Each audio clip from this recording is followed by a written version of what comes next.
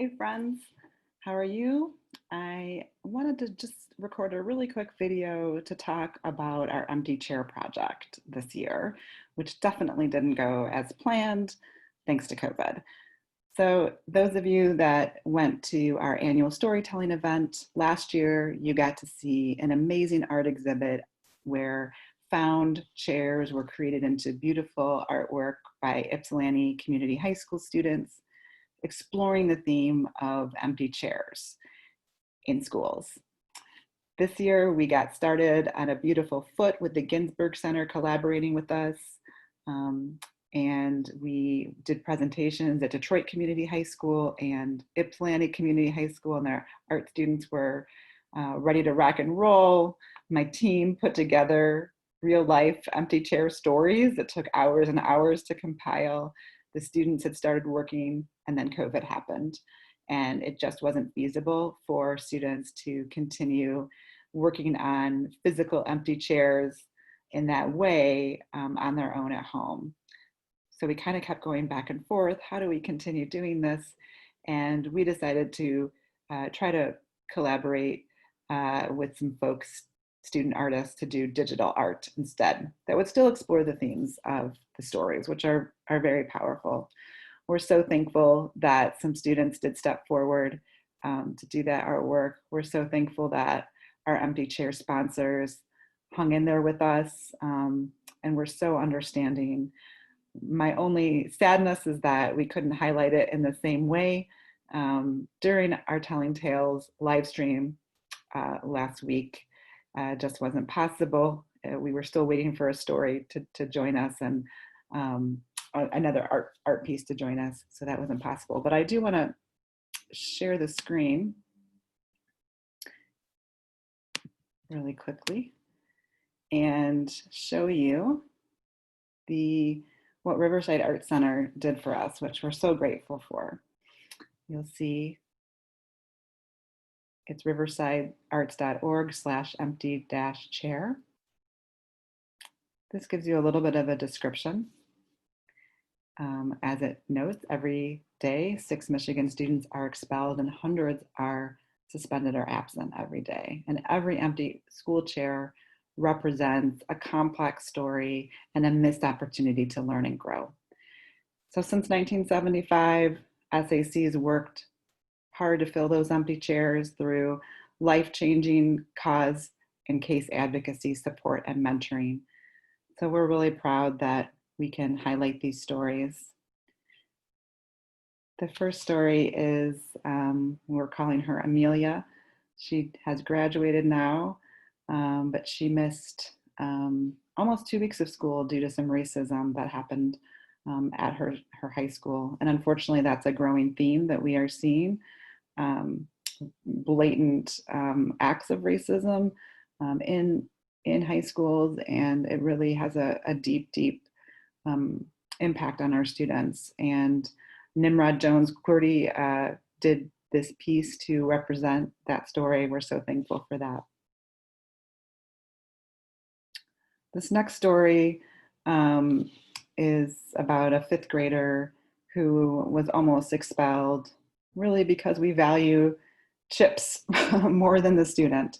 I think, of course, it's more complex than that, but the art, which is my son, Soren, did this art to sort of depict that. But basically, the student got accused of stealing a bag of chips, got shamed, and most of us adults don't do well when we are shamed or hurt in these different situations like this. And so our advocate was able to help him get the IEP and special education services that the family had been asking for years as a result of this incident that finally did happen. And he was able to be promoted to 6th grade.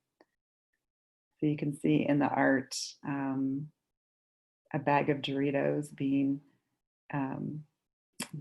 put on a pedestal, if you will, of an empty chair under glass. You can see the calendar. You can see kids making fun of the student feeling locked out of school. So thanks to Soren for that.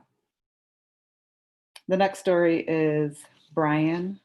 He was an 8th grader who was threatened on social media, and out of fear for his safety, he brought a knife to protect himself. This is a story I've heard over and over again, certainly in my 8 years at SAC, but even before that.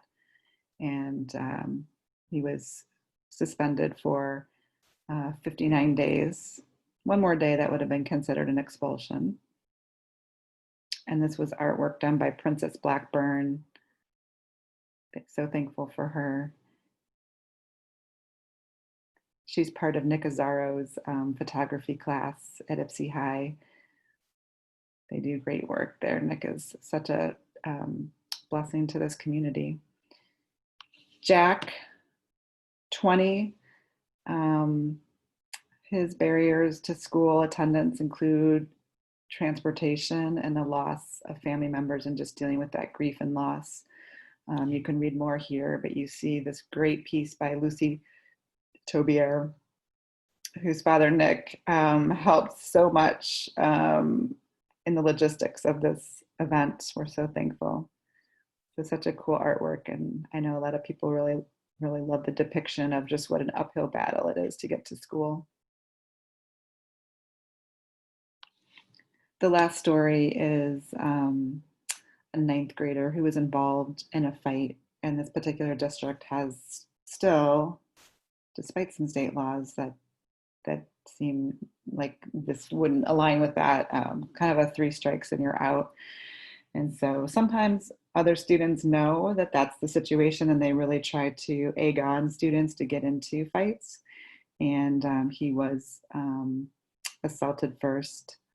And so that's what happened. And this is artwork by Brianna McGee, and really powerful depiction and graphic depiction of what the student went through in his own school and how that resulted in removal.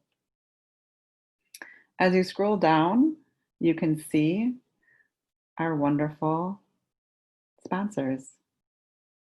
Brewed Awakenings, which is a fantastic coffee shop in Saline that really supports the community in so many ways. Bunek Dental Studio. If you've met Dr. Bunek, you know what an effervescent person she is. Just so much positive energy. We so appreciate her, and their whole dental studio. And I know they're working hard right now in this time as well. Jo Callan, who's had so many great community leadership roles and is currently at Ginsberg Center and on the board of the WISD. Thanks for your support again, and really connecting me with the Ginsberg Center to make this project even better. Found Gallery, one of my favorite shops in Ann Arbor, Carytown. The owner is a former teacher, and they just have wonderful, wonderful items for your home, items to craft with. Francisco Sanchez, who's our board chair and works at Ford, thank you so much. The Ginsberg Center, which I've mentioned several times today. Senator Jeff Irwin, who is such a collaborative partner with SAC in helping us tackle systems level issues. He's just a real advocate for public education. And I'm very honored to consider him a friend as well. Andy LaBarre, County Commissioner, also just his wife's a teacher and cares so much about education. And I've known him for many, many years. We were on the board of SOS Community Services together, and saw, even when no one is looking, how much he cares about the community, and appreciate that about him. Representative Donna Lasinksi, also a longtime friend of SAC, and just a huge advocate for education. Thank you. MAIZ Mexican Cantina, just ate it again last night. We're big fans in our family. We appreciate them so much. They kept that chair up last year, all year long, and also gave us a special prize. So we were so thankful for that. Yeah, they're just a fantastic place to eat and really support their community. And Representative Ronnie Peterson, who's come to many, many telling tales and has a special place in his heart for the juvenile justice system and juvenile justice system reform. And thank you so much for your support. So that is the Empty Chair project. And we hope you will check out this great website and really make a point to thank those sponsors. Go visit them and thank them. And that's it. That's all I wanted to say. I appreciate you.